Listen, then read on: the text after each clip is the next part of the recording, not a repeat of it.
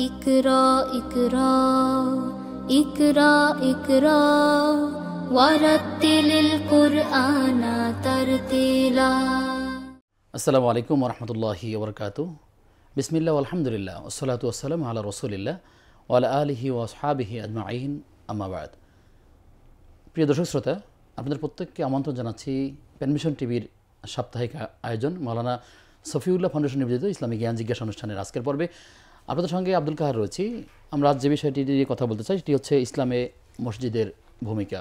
আর এই বিষয়ে কথা বলবার জন্য আমরা আমন্ত্রণ জানিয়েছি চট্টগ্রাম আন্তর্জাতিক ইসলামী বিশ্ববিদ্যালয়ের সম্মানিত অধ্যাপক শাইখ ডক্টর শাফিউদ্দিন মাদানী।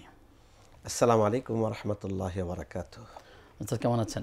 আলহামদুলিল্লাহ, আপনারা ভালো আছেন? জি আলহামদুলিল্লাহ। আজকের পর্বে আপনাকে স্বাগত জানাচ্ছি। অনেক দূর থেকে আমাদের সাথে যুক্ত হয়েছেন, সরাসরি এসেছেন।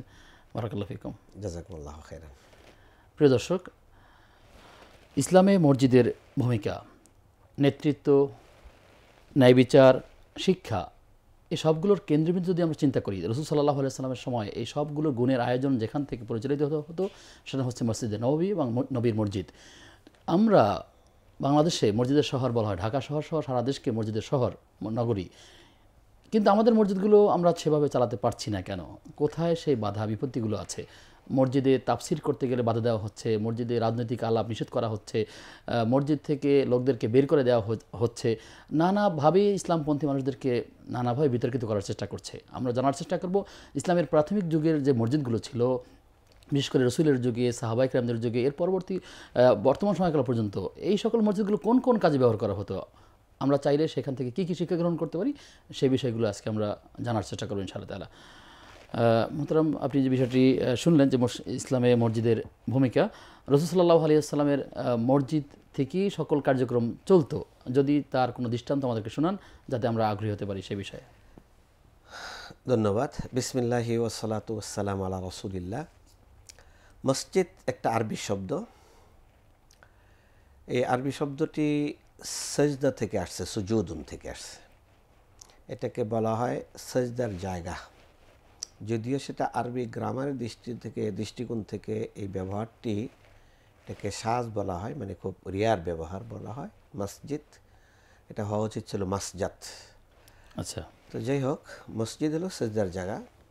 আবার কেউ কেউ বলছেন মাসজাদ হলো মেহরাব। মেহরাব মানে যেখানে অস্ত্র শস্ত্র রাখা হয় সেটাকে মেহরাব বলে।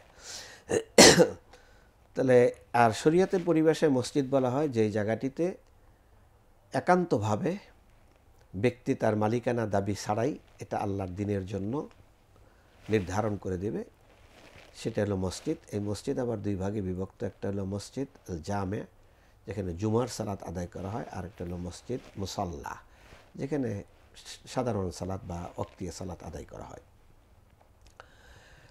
রাসূলুল্লাহ সাল্লাল্লাহু আলাইহি ওয়াসাল্লাম মসজিদের পাশেই তার জন্ম, যেটাকে বলা হয় মসজিদে হারাম অথবা কাবা। কাবার আশেপাশে যে মসজিদ, এটাকে মসজিদে হারাম বলে। আর রাসূলুল্লাহ সাল্লাল্লাহু আলাইহি ওয়াসাল্লাম যখন মদিনায় গেলেন, সেখানে প্রথমে মদিনায় গিয়ে যেই কাজ তিনি করলেন, সর্বপ্রথম মসজিদ নির্মাণ করলেন। যে মসজিদটির নাম দেওয়া হলো কুবা মসজিদ। কুবা নামক স্থানে এই মসজিদটি নির্মিত। কুবা একটা জায়গার নাম। এই মসজিদটা আল্লাহ রাসূল সাল্লাল্লাহু আলাইহি ওয়াসাল্লাম সর্বপ্রথম মদিনায় গিয়ে তৈরি করেছেন। এরপরে তিনি যখন মদিনার উপকণ্ঠে, মানে অভ্যন্তরে তার বর্তমান মসজিদে নববীর জায়গায় গেলেন, সেখানে যাওয়ার পরেই তিনি যেই জায়গায় তার ওটটি বসেছিল আল্লাহ রাসূলকে নিয়ে, প্রথমে তো মদিনাবাসী খুব অধীর আগ্রহে আল্লাহ রাসূল সাল্লাল্লাহু আলাইহি ওয়াসাল্লামকে অভ্যর্থনা জানানোর জন্য তারা অপেক্ষমান ছিল। যাওয়ার পরেই সবাই আল্লাহ রাসূলের ওট ধরে মানে টানাটানি শুরু করার প্রতিযোগিতা করলো, যাতে করে আল্লাহ রাসূলকে তারা মেহমান হিসাবে পায়। আল্লাহ রাসূল বলে দিলেন, দাহা ফা ইন্নাহা মা'মুরা, ওটটাকে তোমরা ছেড়ে দাও, তাকে আল্লাহর পক্ষ থেকে নির্দেশনা দেওয়া আছে সে কোথায় গিয়ে বসবে। পরিশেষে ওটটি আল্লাহ রাসূল সাল্লাল্লাহু আলাইহি সাল্লামের আত্মীয় আবু আইয়ুব আনসারী রাদিয়াল্লাহু তাআলা আনহুর সীমানার কাছাকাছি গিয়ে সেখানে বসে গেলেন। তিনি আবু আইয়ুব আনসারীর বাড়িতেই মেহমান হলেন। যেই জায়গাটিতে ওটটি বসছিল সেই জায়গাটি ছিল দুইজন ইয়াতিম বালকের। তো রাসূল সাহাল এবং সাহেল সম্ভবত নাম তাদের। রাসূল সাল্লাল্লাহু আলাইহি সাল্লাম জানলেন যে জায়গার মালিককে, তাদেরকে ডেকে বলা হইল যে মসজিদ তৈরি করতে চাই এখানে। তারা বিনামূল্যে দেয়ার আগ্রহ ব্যক্ত করলো, কিন্তু আল্লাহ রাসূল সাল্লাল্লাহু আলাইহি ওয়াসাল্লাম এতিমের সম্পদ বিদায় তার মূল্যের চেয়ে আরও অতিরিক্ত মূল্য দিয়ে সেটা খরিদ করে সেখানে মসজিদ তৈরি করেছেন। সেই মসজিদটি ছিল খেজুর পাতার, সেই মসজিদটি ছিল খেজুর গাছের খুঁটি, খেজুর গাছের খাম্বা, পিলার সব খেজুর গাছ। তো এই মসজিদ নির্মাণে সাহাবায়ে কেরাম যারা আছেন সবাই বিনা পারিশ্রমিকে শ্রম দিয়ে অত্যন্ত আগ্রহ ভরে তারা এই মসজিদটা নির্মাণ করেছিলেন। এই মসজিদের খুঁটি দীর্ঘদিন পর্যন্ত এই খেজুর গাছের খাম্বাই ছিল। আল্লাহ রাসূল যেটার সাথে দাঁড়িয়ে দাঁড়িয়ে আলোচনা করতেন, খুতবা দিতেন। এক সময় এক মহিলা সাহাবিয়া বলল, ইয়া রাসূলুল্লাহ, মানুষ বেড়ে গিয়েছে, আপনার কথা দূর থেকে আমরা অনেকে দেখতে পাই না, শুনতে পাই না, আপনার বসার জন্য একটা মিম্বার তৈরি করে দিতে চাই, আমার একজন ভালো কার্পেন্টার কৃতদাস আছে। তখন আল্লাহ রাসূল সাল্লাল্লাহু আলাইহি সাল্লাম সম্মতি দিলেন। প্রথম দিন যখন মিম্বরে আল্লাহ রাসূল আরোহণ করলেন বক্তব্য রাখার জন্য, তখন ওই খেজুর গাছের মরা খুঁটি কান্না শুরু করেছে। তার কান্নার আওয়াজ মনে হচ্ছে যে গর্ভবতী ওট যখন বাচ্চা প্রসব করে এমন অসার বলা হয়, এমন আওয়াজ ছিল। তখন আল্লাহ রাসূল সাল্লাল্লাহু আলাইহি সাল্লাম মিম্বার থেকে নেমে উস্তানে হান্নানাকে হাত দিয়ে মাসেহ করে বললে, তুমি কান্না করিও না, তুমি জান্নাতে আমার সঙ্গী হবে। আল্লাহু আকবার। এই খুঁটিটা এখনও আছে, ওইখানে পাকা করা হইলো, তার ভিতরে এই খুঁটিটা আছে, ওখানে লেখা আছে উস্তানে হান্নানা। হান্নানা মানে কন্দনকারী, উস্তানা বা খাম্বা। এই ছিল মসজিদে নববীর প্রথম নির্মাণ। এরপরে এটা যুগের চাহিদার আলোকে আস্তে আস্তে সম্প্রসারিত হয়েছে। বর্তমান মসজিদে নববী সর্বশেষ বাদশাহ ফাহাদের আমলে সেটা সম্প্রসারিত হয়েছে পরিপূর্ণভাবে। তো যাই হোক, মসজিদ বুঝাইতে গিয়ে আমরা কথাগুলো বললাম। এই মসজিদে আল্লাহ রাসূল সাল্লাল্লাহু আলাইহি সাল্লামের হুজরা, ঘরের পাশে ছোট্ট হুজরা যেখানে আল্লাহ রাসূলের দাফনও হয়েছে, আর মসজিদের ভিতরে আল্লাহ রাসূল সাল্লাল্লাহু আলাইহি সাল্লামের যাবতীয় কার্যক্রম পরিচালিত করেছেন। সেখানে কিন্তু আমরা এখনো দেখি যে সেই মসজিদে নববীর সাথে একাডেমিক বিষয়গুলো জড়িত আছে, কোরআনের দার্সে কোরআন, দার্সে হাদিস, এরকম আরও অনেকগুলো বিষয়, ঈমান, আকীদা, নানা বিষয়গুলো নিয়ে।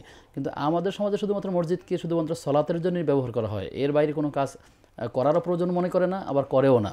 আমাদের এই পার্থক্যটা আমার এই আলোচনায় আমি ক্লিয়ার করার চেষ্টা করতেছি যে আল্লাহ রাসূল সাল্লাল্লাহু আলাইহি সাল্লাম একাধারে ছিলেন তিনি নবী, আবার তিনি ছিলেন রাষ্ট্রপ্রধান, যার কারণে তিনি নবুয়তের কাজও সেখানে করেছেন, রাষ্ট্রপ্রধানের কাজটাও তিনি সেখানে সেই মসজিদে করেছেন। লাকাদ কানা লাকুম ফি রাসূলিল্লাহি উসওয়াতুন হাসানা। আল্লাহ রাসূল সাল্লাল্লাহু আলাইহি সাল্লামের জীবনের মধ্যে রয়েছে আমাদের জন্য উত্তম দিক নির্দেশনা এবং নমুনা। সেই দৃষ্টিকোণ থেকে আল্লাহ রাসূল সেখানে রাজনৈতিক কার্যক্রম করা, সামাজিক কার্যক্রম করা, অর্থনৈতিক কার্যক্রম পরিচালনা করা, মেহমানকে সেখানে রিসিভ করা, বিভিন্ন দেশ থেকে আগত ডেপুটেশনকে সেখানে নিয়ে বসে কথা বলা, এমনিভাবে যুদ্ধবন্দীদেরকে সেখানে এনে তাদেরকে সেখানে তাদের সাথে মিট করা, এবং আহত যুদ্ধের মধ্যে যারা হইতেন তাদেরকে সেবা শুশ্রূষার জন্য মসজিদের আঙ্গিনায়, যাদের ঘরবাড়ি ছিল না, এমন 400-র মতো আসহাবু সুফফা বলা হয়, তাদেরকে মসজিদের আঙ্গিনে আল্লাহ রাসূল আশ্রয় দিয়েছেন এবং তারা এখানেই থাকতো। এদের জায়গাগুলো এখানেই ছিল। তো এগুলো সব কিছুর দিক থেকে বিবেচনা করলে এবং যা বোঝা যায়, আল্লাহ রাসূল সাল্লাল্লাহু আলাইহি সাল্লামের যাবতীয় কর্মকাণ্ড, কাজকাম সব কিছু তিনি মসজিদ থেকে তিনি পরিচালনা করেছেন। যেহেতু আল্লাহ রাসূলের কাজকামগুলোই ইসলাম এবং শরিয়া এবং দিন, পরবর্তীতে এটা নিয়ে খোলাফায়ে রাশিদিনও আল্লাহ রাসূলের আদর্শ অনুসরণ করে চলেছে। আমাদের ইসলামী খেলাফত যতদিন ছিল ততদিনই মসজিদের মিম্বরটাই ছিল এই কাজের জন্য ব্যবহৃত হতো। এরপরে যখন আস্তে আস্তে ইসলামের মধ্যে এই ধর্মনিরপেক্ষতাবাদের অনুপ্রবেশ ঘটে, তখন তারা খ্রিস্টানদের মতোই ফাসলুদ্দিন আনিদ্দৌলা ধর্মকে রাষ্ট্র থেকে আস্তে আস্তে সেপারেশন শুরু করে।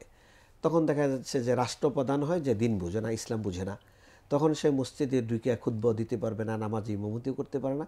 তখন দেখা গেল আলাদাভাবে ওইখানের জন্য ইমাম নিয়োগ দেওয়া হচ্ছে যে শুধু সালাত আদায় করবে আস্তে আস্তে, অথবা কিছু তালিম দিবে, ওয়াজ নাসিহা করবে, আর রাষ্ট্রপ্রধান তার গদি থেকে, তার প্রসাদ থেকে, সেখান থেকে রাজপ্রসাদ থেকে রাষ্ট্র পরিচালনা করছে। এই ধারাবাহিকতাটা তখনই শুরু হয় যখন অজ্ঞরা রাষ্ট্রনায়ক হওয়া শুরু হলো, রাজনৈতিক নিয়ন্ত্রণ অজ্ঞদের হাতে চলে গেল। এটা খ্রিস্টানদের থেকে মুসলমানদের মধ্যে আমদানি হয়েছে, যেটাকে আমরা ফাসলুদ্দিন বা আনিদ্দৌলা সেকুলার, এটাকে আমরা কি বলি, এটাকে ধর্মনিরপেক্ষতাবাদ, যেটা সেকুলারিজম বলে আমরা। এইটা শুরু হয়েছে মূলত গির্জা থেকে। গির্জা এবং খ্রিস্টান পাদ্রীরা বলল যে দা ধর্মীয় উপাসনালয়, উপাসনালয়, যে দা মালিল কাইসার লিল কাইসার, অমা হ্যাঁ, লিল্লাহ ফাহুয়া লিল্লাহ, অর্থাৎ যেটা আল্লাহর জন্য সেটা তোমাদের গির্জার মধ্যে রেখে দাও, আর যেটা কাইসার মানে তাদের রাষ্ট্রপ্রধানকে কাইসার বলা হয়তো, সম্রাট, সম্রাটের যেটা সেটা সম্রাটকে দিয়ে দাও, অর্থাৎ সম্রাট রাষ্ট্র নিয়ে খুশি আর তোমরা মসজিদ নিয়ে গির্জা নিয়ে খুশি থাকো। সম্রাট, হ্যাঁ হ্যাঁ, তোমরা গির্জাতে হাদিয়া তোহফা নিবা মানুষের কাছ থেকে, হ্যাঁ, একটু তওবা করাই দিবা, পয়সা নিবা, তাদেরকে একটু গাইডলাইন দিবা, পয়সা একটু মেডিটেশন করাই দিবা, পয়সা নিবা। ওইখান থেকে এই চিন্তাটা মুসলমানদের মধ্যে আসছে। এখন মুসলমানরা যেখানে রাষ্ট্র চালাচ্ছে সব তো ধর্মনিরপেক্ষতাবাদের উপর ভিত্তি করে, তাই বলা হচ্ছে যে যদিও কেউ গণতন্ত্রের স্লোগান দিচ্ছে, কেউ অন্য কোনো স্লোগান দিচ্ছে, কিন্তু মূল স্পিরিটটা কিন্তু ধর্মনিরপেক্ষতাবাদের স্পিরিটটা আমাদের এখানে কাজ করছে। সেই কাজ থেকে আজকে আমাদের মধ্যে এই চিন্তাটা ব্যাপকভাবে ডেভেলপ করছে। যারা রাষ্ট্র চালাচ্ছে এই পর্যন্ত, আমরা বুঝের হওয়া থেকে নিয়ে পর্যন্ত দেখছি যে এমন কোনো রাষ্ট্রনায়ক দেখিনি যে যারা ইসলামকে নিজের জীবনে স্টাডি করে পরিপূর্ণভাবে তারা বুঝেছেন এবং মেনেছেন, এমন কোনো রাষ্ট্রনায়ক তো আমরা পাইনি আমাদের বাংলাদেশের 71 সাল থেকে এই পর্যন্ত। আমরা তো 71-এর পরে সময় তো আমরা বুঝি না, যখন আমরা বুঝি 80-র দশকের পর, 80-র দশক থেকে, তখন তো আমরা এমন কোনো রাষ্ট্রপ্রধান পাইনি যিনি মসজিদে বাইতুল মোকাররমে গিয়ে খুতবা দিতে পারেন, জাতীয় ঈদগাহে গিয়ে খুতবা দিতে পারেন, নামাজে ইমামতি করতে পারেন, এমন কোনো রাষ্ট্রপ্রধান বাংলাদেশ পেয়েছে কখনোই? কোনো পায় নাই। কেন? ওই যে ধর্মনিরপেক্ষতাবাদের আলোকে আমাদের রাষ্ট্রগুলো ওইভাবে সাজানো গোছানো হয়েছে, যার কারণে আমরা মনে করি যে হুজুররা, হ্যাঁ, শুধুমাত্র সংসদে গিয়ে কোরআন তেলাওয়াত করে দিয়ে চলে আসবে, আর সংসদ চালাবে যারা প্রচলিত চিন্তাধারায় রাজনৈতিক বিষয়গুলোকে চর্চা করে, তারাই সংসদ চালাবে, তারা আইন করবে, আর হুজুররা সেখানে আইন মানবে, আর হুজুররা ওইখানে দাওয়াত, বুখারি খতম, কোরআন খতম, হাদিস খতম এগুলো নিয়ে চলবে। এতটুকু হইলে আর কোনো সমস্যা নাই হুজুরদের সাথে। আর হুজুররা যদি বলে যে না, রাষ্ট্র আমাদের চালাবো, আমরা ইসলামের আলোকে চালাবো, রাষ্ট্র আল্লাহর, আমরা আল্লাহর প্রতিনিধি, তখনই বলবো যে হুজুররা জঙ্গি, হুজুররা মৌলবাদ, এই জাতীয় কথাবার্তা তখনই শুরু হয়ে যাবে। শেখ, আপনার কথায় মোটামুটি চলে আসছে। তারপরে আমার ভিন্ন 2-3টা প্রশ্ন আছে এই আলোচনা থেকে। মসজিদের রাজনীতি নয়, এই কথাটা আসলে ব্যাপকভাবে নতুন করে আবার আসছে সামনে। তো আসলে এই মসজিদ রাজনৈতিক কেন্দ্রবিন্দু কিনা, রাসূল সাল্লাল্লাহু আলাইহি ওয়াসাল্লাম রাজনীতি করেছেন কিনা, এবং তাহলে যদি করে থাকেন তাহলে মসজিদকেও রাজনীতি আলোচনা করা যাবে না।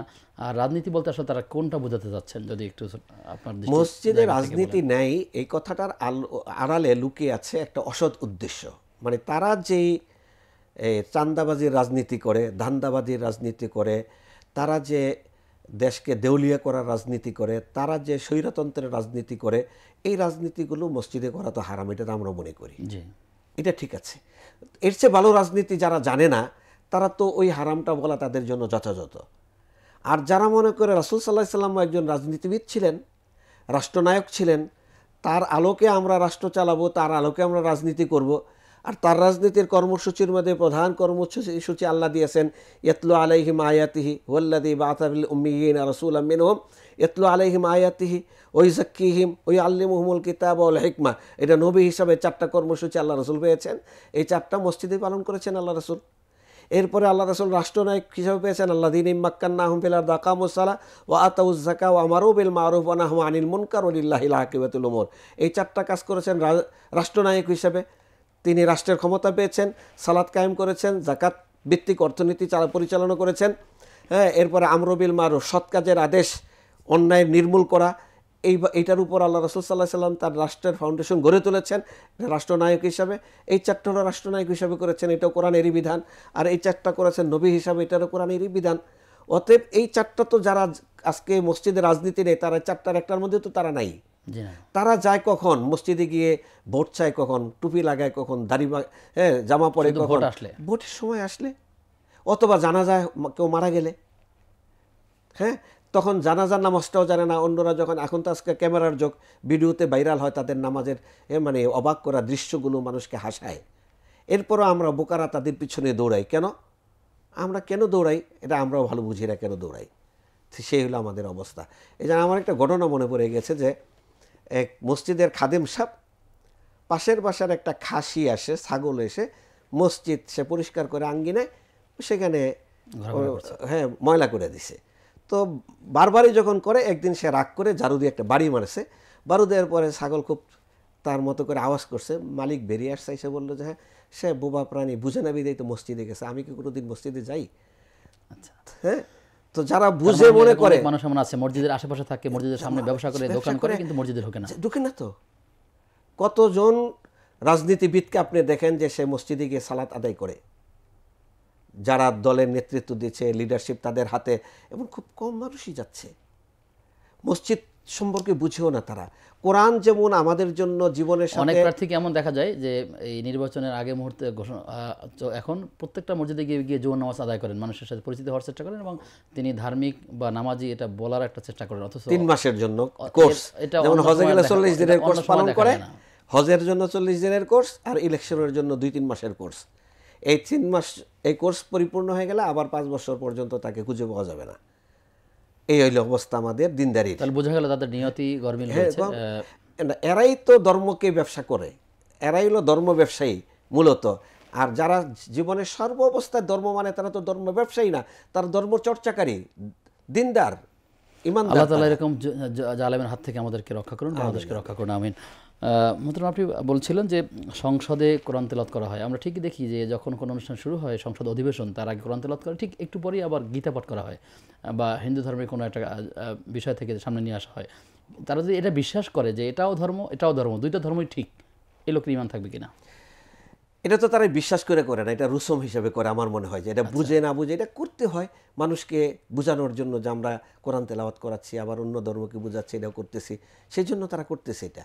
আমার একটা ঘটনা মনে পড়ে গেল যে কোনো একজন খুব ওস্তাদ, অর্থাৎ কোনো জ্ঞানের সে খুব ভালো অভিজ্ঞ পারদর্শী ব্যক্তি, তো এই ব্যক্তির কাছে কেউ তার জ্ঞানের শিক্ষা নিতে গেলে সে একটা টেকনিক অবলম্বন করেছে যে কে বুদ্ধিমান আমি শুধু তাকেই নিব, যে বুদ্ধিমান না তাকে নিব না। আচ্ছা, তো সে কিছু পাখি পালন করে এগুলোকে বশ্যতা স্বীকার করে সে বাগানে ছেড়ে রাখছে। আর পাখিকে সে কিছু কথা শিখিয়েছে। সে কি শিখেছে? শিকারি আয়েগা, দানা ডালেগা, জাল বিছায়েগা, ফাঁসনা যাও। মানে শিকারি আসবে, সে তোমাকে খাবার দিবে, দানা ডালেগা, জাল বিছাবে তোমাকে শিকার করার জন্য, ফাঁসনা যাও, তুমি কিন্তু ওই জালে আটকে যাও না। তো পাখিগুলো কোনো মানুষের উপস্থিতি টের পাইলেই চিৎকার করে এই গানগুলো গায়। তো কোনো ব্যক্তি তার কাছে শিক্ষা নিতে আসলে সেই ব্যক্তিকে ওই শিক্ষক বলে, তুমি আমার এই বাগান থেকে একটা পাখি ধরে নিয়ে আসতে পারলে তখনই তোমাকে আমার এই কোর্সে আমি ভর্তি করব, বা আমার কাছ থেকে তালিম নেওয়ার জন্য তোমাকে আমি অনুমতি দিব। তো সে যখন যায় বাগানে, তখন গিয়া দেখে যে বাগানের পাখিরা বলতেছে শিকারি আয়েগা, দানা ডালেগা, জাল বিছায়েগা, ফাঁসনা যাও। তখন সে বুঝে যে এই পাখিগুলো আমার জালে আসবে না। তখন সে এখান থেকে ফিরে আসে, আর ওস্তাদ হাসে। তো একটা চালাক এবং খুব বুদ্ধিমান স্টুডেন্ট গেল, সে বুঝলো যে আমি একটু চেষ্টা করে শেষ পর্যন্ত দেখি। ঠিকই সে কী করলো, গিয়ে দানা মানে খাবার দিল, জাল পাতলো, এরপরে দেখলো পাখিগুলো সব খেতে আসছে। হ্যাঁ, তো পাখিগুলো সে ধরে নিয়ে গেল। তখন সে বুঝলো যে না, এই পাখিগুলোকে এই কথাগুলো শিখিয়ে দেওয়া হয়েছে, এমন কথা যে কথা সে বুঝেও না যে কী সে বলতেছে। মানে আমাদের দেশে আমরা কোরআন পড়ি, কি পড়ি সেটা আমরাও জানি না, আমরাও বুঝি না কি পড়তেছি। এটা শুধু আমরা বুঝার জন্য পড়ি না, মানার জন্য পড়ি না, এটা শুধু আমরা একটা সিস্টেমের জন্য এটা আমরা পড়ি, কাউকে ধোঁকা দেওয়ার জন্য পড়ি, অথবা এটা আমরা পড়ার দ্বারা কোনো একটা রুসুম রেওয়াজ অনুসরণ করি। অনেকটা আমাদের এমনই আমাদের ভাবসাবে তৈরি হয়েছে। কারণ কোরআন শুধু আল্লাহ বান্দার থেকে কি চান, দিনের কি উদ্দেশ্য, এই বিষয়গুলো জানা, এটা জানার কোনো উদ্দেশ্য সেখানে না। কারণ একটু আগে বলে দেওয়া হয়েছে, একজনে যদি বলল যে সুদ খাইলে তার এই পরিণতি, কিয়ামতের দিন সে এইভাবে উত্থিত হবে, মনে হবে যে পাগল হয়েছে, শয়তান তাকে স্পর্শ করেছে। এই আয়াতটা পড়া হলো, আর সেই সংসদেই যত আর্থিক বাজেট পাস হইলো সবগুলো কিসের উপর পাস হলো? সুদের উপর ভিত্তি করে পাস হইলো। তাহলে যা পড়া হইলো আর যা আইন পাস হইলো, দুইটার সাথে কি সঙ্গতি আছে? প্রেসিডেন্টের ভাষণের উপর দিনকে দিন, মাসকে মাস সেখানে সংসদ সদস্যরা আলোচনা করতে পারে। তাহলে আল্লাহর চেয়ে বড় প্রেসিডেন্ট কে আছে? আল্লাহর ভাষণকৃত এই কোরআনের আয়াতগুলো নিয়ে একটা আলোচনা হয়, সেখানে কোনো আইন নিয়ে সেখানে আলোচনা হয় না। তাহলে বোঝা গেল যে কোরআনের তেলাওয়াতটা এটা একটা আইওয়াশ বা একটা সিস্টেমে পরিণত করা হয়েছে, কিন্তু এটা মানা বা বুঝা বা এটাকে অনুধাবন করে এটার কাছ থেকে কিছু নেওয়া, এটা আমাদের আগামী দিনে আমরা এমন একটি সরকার ব্যবস্থা চাই, এমন একটি নেতৃত্ব চাই যাদের হাত দিয়ে কোরআনের দাওয়াতগুলো ছড়িয়ে পড়বে ঘরে ঘরে, যাদের মাধ্যমে দেশের আনাচে কানাচে বিভিন্ন জায়গাতে রাসূলের সিরাতগুলো ছড়িয়ে পড়বে। ঠিক সেমন একটি রাষ্ট্র গঠন আমরা আল্লাহ আমাদের দেখছি। আল্লাহ তৌফিক দান করুন। আপনার কাছে আসবো বিরতির পর ইনশাআল্লাহ তাআলা। প্রিয় দর্শক, আপনারা দেখছেন মাওলানা সফিউল্লাহ ফাউন্ডেশন নিবেদিত ইসলামিক জ্ঞান জিজ্ঞাসা। সময় হয়েছে একটা বিরতির, ফিরছি কিছুক্ষণ পর, সাথে থাকুন। ইকরা ইকরা ইকরা ইকরা ওয়ারাত্তিলিল কুরআনা তারতিলা। বিরতির পরে সবাইকে আবারও আমন্ত্রণ জানাচ্ছি প্যানভিশন টিভির সাপ্তাহিক আয়োজন ইসলামিক জ্ঞান জিজ্ঞাসা অনুষ্ঠানের আজকের পর্বে। আপনাদের সঙ্গে আব্দুল কাহার রয়েছি, আমার সঙ্গে মেহমান রয়েছেন শেখ ডক্টর শাফিউদ্দিন মাদানী। মোহতারাম, আমরা গণমাধ্যমের কল্যাণে একটি সংবাদ আপনাকে জানাতে চাই, আপনার মাধ্যমে দর্শককেও জানাতে চাই। গতকালকে শ্রীমঙ্গলে একটি মসজিদের দরজা লাগানোকে কেন্দ্র করে, অর্থাৎ দরজাটা লাগানোর সময় শব্দ হয়, প্রভাবশালী একজন ব্যক্তি মসজিদের মুয়াজ্জিনকে উপরে চড়াও হয় এবং তাকে বেদমভাবে প্রহার করেন। প্রশ্ন হচ্ছে যে আসলে এই যে জুলুম কিংবা অন্যায় বা এই ধরনের আচরণ যারা করেন তাদের ব্যাপারে শরিয়া কিভাবে দেখে বা তাদের কী শাস্তি হওয়া উচিত? আসলে আল্লাহ রাব্বুল আলামিন কোরআনে কারীমে জালেমদের ব্যাপারে যে কঠিন আয়াতটা বলেছেন, যেটা শুনলে একজন কঠিন হৃদয়ে জালেমেরও প্রকম্পিত, ভয়ে প্রকম্পিত হয়ে যাওয়া উচিত। ওয়ালা তাহসাবান্নাল্লাহা গাফিলান আম্মা ইয়ামালুজ জালিমুন। জালেমরা যেই স্বৈরাচারী আচরণ করছে, মানুষের উপর যে রুক্ষ এবং কঠিন আচরণ করছে, এই ব্যাপারে তোমরা আল্লাহকে গাফেল মনে করিও না। আল্লাহ খুব ভালো করে জানেন। একটা জালেমের একটা আর্তনাদ তোমার 24টা বাজিয়ে দেবে, তোমার 14 গোষ্ঠীকে ধ্বংস করে দেবে। অতএব জালেমের আর্তনাদ আল্লাহর আরশ প্রকম্পিত হয়ে ওঠে। জালেমের ফরিয়াদ আল্লাহর কাছে পৌঁছার জন্য কোনো বাধা থাকে না, সরাসরি আল্লাহর কাছে জালেমের ফরিয়াদ পৌঁছে যায়। আপনি যে শ্রীমঙ্গলের ঘটনাটা বললেন, এটা যে প্রচণ্ড রকমের জুলুম হয়েছে, এটা তো কারো সাধারণ মানুষেরও বুঝতে কষ্ট হওয়ার কথা না, এটা সবার কাছে বোধগম্য হয়েছে। মসজিদের মুয়াজ্জিন হোক, মসজিদের খাদেম হোক, জালেমদের পরিণতি কি হয়েছে নিকটতম অতীতে আমরা তো সেই দৃষ্টান্ত দেখেছি। হ্যাঁ, আমরা বিভিন্ন জালেমদের চিত্র আমরা দেখেছি। রাসূল সাল্লাল্লাহু আলাইহি সাল্লামের একটা বদদোয়া 7 জন ব্যক্তিকে কেন্দ্র করে আল্লাহ রাসূল করেছিলেন এই মসজিদের সামনে, যে আল্লাহ রাসূল সাল্লাল্লাহু আলাইহি সাল্লামের উপর ওটের নাড়ি বুড়ি দিয়ে চাপা দিয়ে হত্যা করার জন্য যে চেষ্টা করেছিল আবু জাহেলের নেতৃত্বে। আল্লাহ রাসূল সাল্লাল্লাহু আলাইহি সাল্লাম আলাইকা বিল বিআবি জাহাল ওয়া বি উতবা ওয়া রবিআ ওয়া শাইবা, এরকম বলে 6 জনের নাম রাবি বলে 7 জনের নাম আমি ভুলে গেছি। এবং প্রত্যেকজনকে আমি বদরের ময়দানে তাদের লাশকে পরিত্যক্ত কুয়ার মধ্যে নিক্ষিপ্ত হতে দেখেছি। রাসূলুল্লাহ সাল্লাল্লাহু আলাইহি সাল্লামের বদদোয়া যেভাবে কবুল হয়েছে, এমনিভাবে আল্লাহ রাব্বুল আলামিন প্রত্যেকটা মাজলুম ব্যক্তির বদদোয়ার ব্যাপারে ইত্তাকি দাওয়াতাল মাজলুম বলে সাবধান করে গেছেন। মাজলুমের বদদোয়া থেকে অবশ্যই আল্লাহকে ভয় করো। এটা অত্যন্ত জঘন্য জঘন্য কাজ হয়েছে। একজন মসজিদের মুয়াজ্জিন তো ন্যূনতম একজন সম্মানী ব্যক্তি, নামাজ পড়ার যোগ্যতা রাখেন। মুয়াজ্জিনরা যে কত বড় সম্মানিত, ইমামেরও এত বড় সম্মান দেওয়া হয়নি। আল্লাহ রাসূল সাল্লাল্লাহু আলাইহি সাল্লাম বলেছেন, আল মুআদ্দিনুনা আ'নাকান নাস ইয়াউমাল কিয়ামা। কিয়ামতের দিন তাদের গলা, তাদের চেহারা সবার উপরে থাকবে। এর মানে কি, সবার মধ্যে তাদেরকে আলাদাভাবে চেনা যাবে যে তারা মসজিদে আজানের দায়িত্ব পালন করেছেন। দেখেন, কোনো মসজিদের ইমাম নির্ধারিত না, আল্লাহ রাসূল ইমামতি করেছেন। আল্লাহ রাসূলের জীবদ্দশায় মক্কা বিজয় হয়েছে, সেখানে ইমামের নাম কেউ জানে না, কিন্তু মুয়াজ্জিনের নাম সবাই জানে। আবু মাহদুরা রাদিয়াল্লাহু তাআলা আনহু মুয়াজ্জিনুর রাসূল ফিল মসজিদিল হারাম। মসজিদে হারামে আল্লাহ রসুলের মুয়াজ্জিন ছিলেন আবু মাহদুরা রাদিয়াল্লাহু তাআলা আনহু। আর মসজিদে নববীতে আল্লাহ রসুলের মুয়াজ্জিন ছিলেন বিলাল বিন রাবাহ এবং আবি রাবাহ, এবং আরেকজন ছিলেন আব্দুল্লাহ বিন উম্মে মাকতুম, অন্ধ সাহাবী রাদিয়াল্লাহু তাআলা আনহুমা।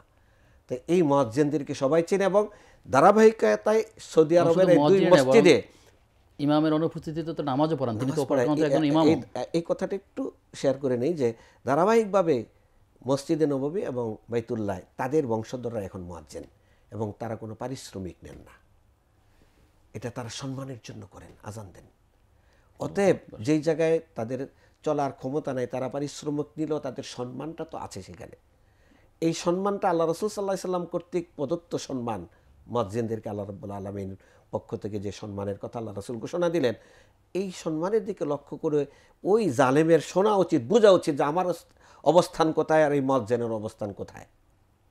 সে 5 ওয়াক্ত মানুষকে আজান দিয়ে, মানুষকে হাইয়ালুস সালাহ বলে, হাইয়ালাল ফালাহ বলে, আল্লাহু আকবার, আশহাদু আল্লা ইলাহা ইল্লাল্লাহ, তার একটা আজান যদি কবুল হয়ে যায়, এটি তো তার জন্য নাজাতের জন্য যথেষ্ট হয়ে যাবে। আমরা অনুষ্ঠানের মাধ্যমে ওই এলাকার মানুষের প্রতি আহ্বান জানাচ্ছি, যারা এরকম জুলুম করছেন তাদেরকে সম্মিলিতভাবে তাদের এই এবং সেই জালেমকে যেন বাধ্য করে এলাকার মানুষ যে এই মুয়াজ্জিনের ব্যক্তির কাছে গিয়ে ক্ষমা প্রার্থনার জন্য যেন বাধ্য করে, তা না হলে তার জীবন অন্ধকার, তার বংশধরের জীবন অন্ধকার নেমে আসবে। আল্লাহ তাআলা আমাদেরকে সবাইকে হেদায়েত দান করুন, আমিন। মোহতারাম, আরেকটি বিষয় হচ্ছে যে আমরা সংবাদ মাধ্যমগুলো দেখেছি যে দেশের বিভিন্ন জায়গাতে আগুন লাগছে, পুড়ে যাচ্ছে, ভবন পুড়ে যাচ্ছে। এর আগে এয়ারপোর্টে আগুন লেগে গেছে, কোটি কোটি টাকা, হাজার কোটি টাকা মানুষের ধ্বংস হয়ে গেছে। আবার কেউ কেউ বলছেন যে আগুনটা লাগানো হয়েছে। প্রশ্ন হচ্ছে, যদি কোনো মানুষ দুশ্মনী করে, শত্রুতা করে, কারো বাড়িঘরে আগুন লাগিয়ে দেয়, কারো ব্যবসা প্রতিষ্ঠানে আগুন লাগিয়ে দেয়, এর পরিণাম কী হবে অথবা এর শাস্তি কী হওয়া উচিত? এটা একটা চক্রান্ত, ষড়যন্ত্র বলবো, যদি এটা ইচ্ছাকৃত করা হয়। কখনো দেশের বিরুদ্ধে। হ্যাঁ, এটা দেশদ্রোহিতা, যেমন দেশের বিরুদ্ধে ষড়যন্ত্র, দেশের সম্পদ নষ্ট করা। এই কাজগুলো যারা করে এদের সাবধান হওয়া উচিত, যেটা জাতীয় সম্পদ। এই সম্পদ প্রত্যেকটা জনগণের, 18 কোটি মানুষের। এই একটা তিল পরিমাণ সম্পদ যেমন ঘুষ খাওয়ার মাধ্যমে বা রাষ্ট্রের সম্পদ আত্মসাতের মাধ্যমে যেমন রাষ্ট্রের কাছে সে ঋণী হয়ে যাচ্ছে, রাষ্ট্রের সম্পদ ধ্বংস করে এসে তার চেয়ে আরও অনেক বড় অপরাধী হয়ে যাচ্ছে। বাগী তাদেরকে বলা হয়, রাষ্ট্রদ্রোহী তারা। এই রাষ্ট্রদ্রোহীদের ব্যাপারে ইসলামী রাষ্ট্রে হলে তাদেরকে ফাঁসি দেওয়া বা হত্যা করার ব্যাপারে আল্লাহ রাব্বুল আলামিন নির্দেশ দিয়েছেন। কিভাবে বলেছেন? ইন্নামা জাযাউল্লাযীনা ইউহারিবুনা আল্লাহ ওয়া রাসূলাহু ওয়া ইয়াসআউনা ফিল আরদি ফাসাদান আন ইউকাত্তালু আও ইউসাল্লাবু আও তুকাত্তা আইদিহিম ওয়া আরজুলুহুম মিন খিলাফিন আও ইউনফাউ মিনাল আরদ। রাসূল সাল্লাল্লাহু আলাইহি সাল্লামের যুগে এমন একটা ঘটনা ঘটেছিল, ওরাইনা গোত্র থেকে কতিপয় ব্যক্তি আল্লাহ রাসূলের কাছে এসে ইসলাম গ্রহণ করেছে। মদিনায় কিছুদিন থাকার পরে তাদের জন্ডিস আক্রান্ত হলো। আল্লাহ রাসূল বললেন, মদিনার উপকণ্ঠে সেখানে ওটের চারণ ভূমি আছে, সবুজ শ্যামল পরিবেশ আছে, তোমরা সেখানে গিয়ে সবুজ শ্যামল পরিবেশে থাকলে জন্ডিসের রোগ ভালো হয় এবং সেখানে ওটের দুধ খাইলে সেটার জন্য আরও তোমার জন্য শিফা হবে। আল্লাহ রাসূল বলেছেন, ইশরাবু মিন আবু আলিয়া ও আলবানিয়া, ওটের প্রস্রাব এবং ওটের দুধ পান করো। তারা কিছুদিন সেখানে থেকে তারা সুস্থ হয়ে গেল। সুস্থ হওয়ার পরে শয়তান তাদের মাথায় কুবুদ্ধি দিল যে এতগুলো ওট, রাখাল একজন মাত্র ইয়াসির, তাকে হত্যা করে যদি নিয়ে চলে যেতে পারি তাহলে সারা জীবনে সম্বল হয়ে গেল। তখন তারা নির্মমভাবে আল্লাহ রাসূলের রাখালকে, চারণভূমির যে ওটের দায়িত্বরত ছিল, তাকে হত্যা করে ওটগুলো নিয়ে পালাচ্ছে। তাৎক্ষণিক মদিনায় খবর চলে আসলো যে ইয়াসিরকে হত্যা করে ওট নিয়ে তারা চলে যাচ্ছে। আল্লাহ রাসূল 50 জনের তীরান্দাজ বাহিনী পাঠিয়ে দিলেন সালমা বিন আকওয়া রাদিয়াল্লাহু তাআলা আনহুর নেতৃত্বে।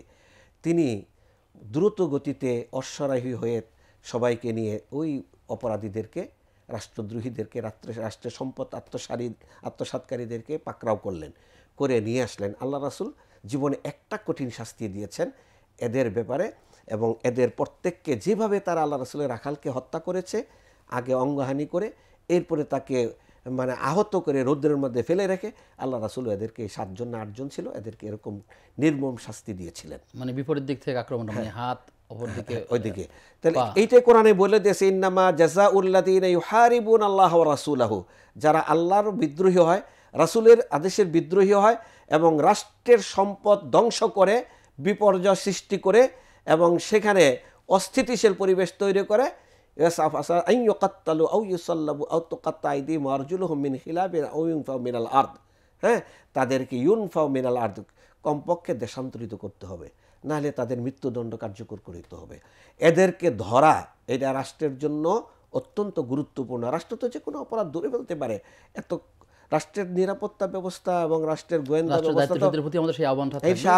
রাষ্ট্রের গোয়েন্দা তৎপরতা তো অনেক মজবুত হইতে হবে। সেটা না হলে তো রাষ্ট্র চালাইতে পারবে কিভাবে? এই জন্য আল্লাহ রাসূল সাল্লাল্লাহু আলাইহি সাল্লামের রাষ্ট্রের অবকাঠামো দেখতে আসছিল আল্লাহ রাসূলের যুগে, ওমর রাদিয়াল্লাহু তাআলা আনহুর যুগে, সেই এই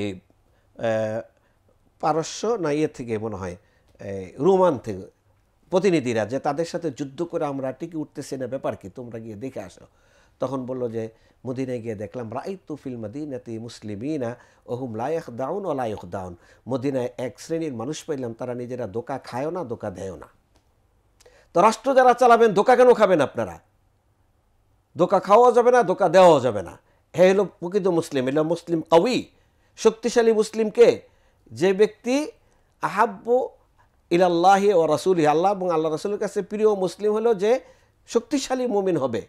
আল মুমিনুল কওয়ি আহাব্বু ইলাল্লাহ মিনাল মুমিনের দাইফ, দুর্বল হবেন কেন? আপনার তো কোনো কিছুর অভাব নেই।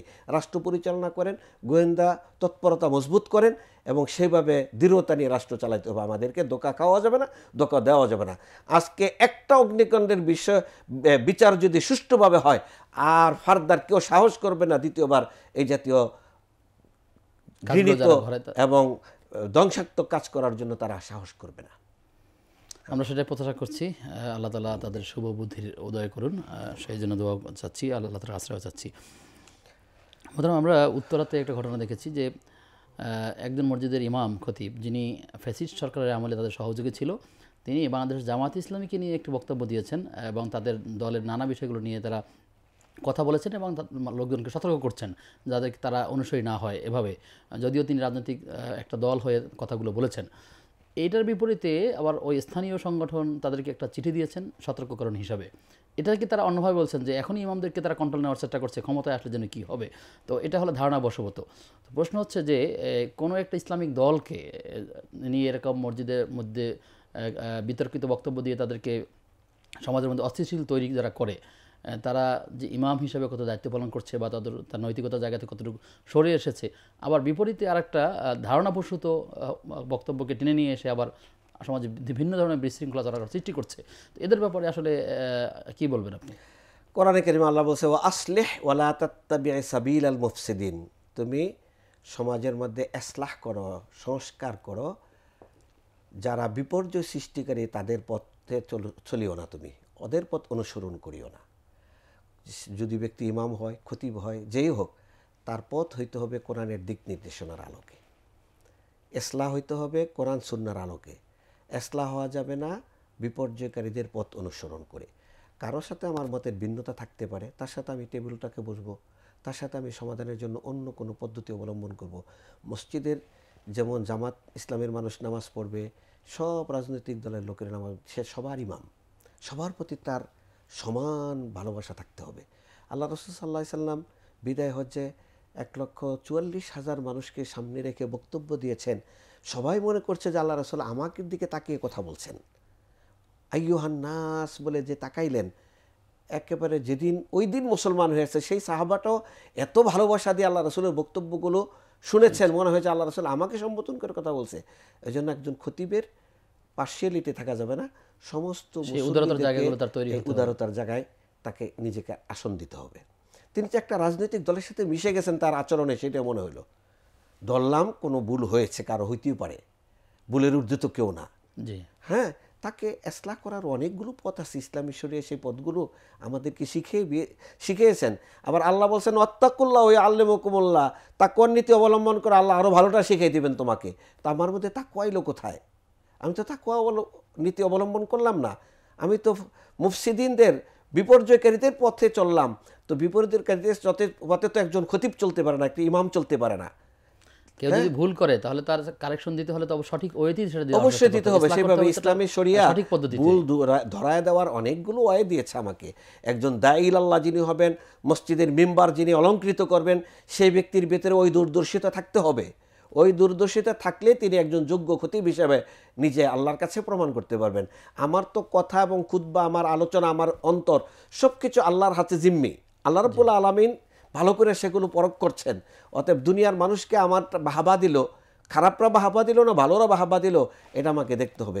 আমি কি চিন্তা লালন করি সেটা কিন্তু মসজিদের মেম্বারে উঠলে আমার চিন্তাকে পিছনে ফেলে আমাকে কথা বলতে হবে কোরআন সুন্নাহর মানদণ্ডে, এবং সবাইকে সমানভাবে দেখে আমাকে কথা বলতে হবে। এটা আমার জন্য অত্যন্ত গুরুত্বপূর্ণ এই বিষয়টা আমার। আর যদি এটা না হয় তাহলে বোঝা গেল উনি নিজের ভিতরে একটা আলাদা ক্রোধ তিনি লুকিয়ে রেখেছেন কারো বিরুদ্ধে, যেটা তিনি সংবরণ না করতে পারে, তার চিনি ছিঁড়ে ফেলার যে মানে তিনি জঘন্য আচরণটা করেছেন, বেয়াদবি করেছেন, এইটা কোনো ক্রমে গ্রহণযোগ্য হতে পারে না। সেটা আমার মনে হয় যে সূরা আলে ইমরানের 4 পারার 4 নম্বর পৃষ্ঠায় আল্লাহ বলছেন ইনতাম সাসকুম হাসানাতুন তাসুহুম, তোমাদের যদি কোনো কল্যাণ দেখে তাদের মনের ভিতরে তাদের কষ্ট পায় তারা। আর তোমরা ক্ষতিগ্রস্ত হলে তারা আনন্দে মেতে ওঠে। এরকম আচরণ তো মুনাফিকদের, এটা শত্রুদের আচরণ, এটা শত্রুদের আচরণ। অতএব আমি কাদের সাথে মিশতেছি, খুব গুরুত্বপূর্ণ কথা।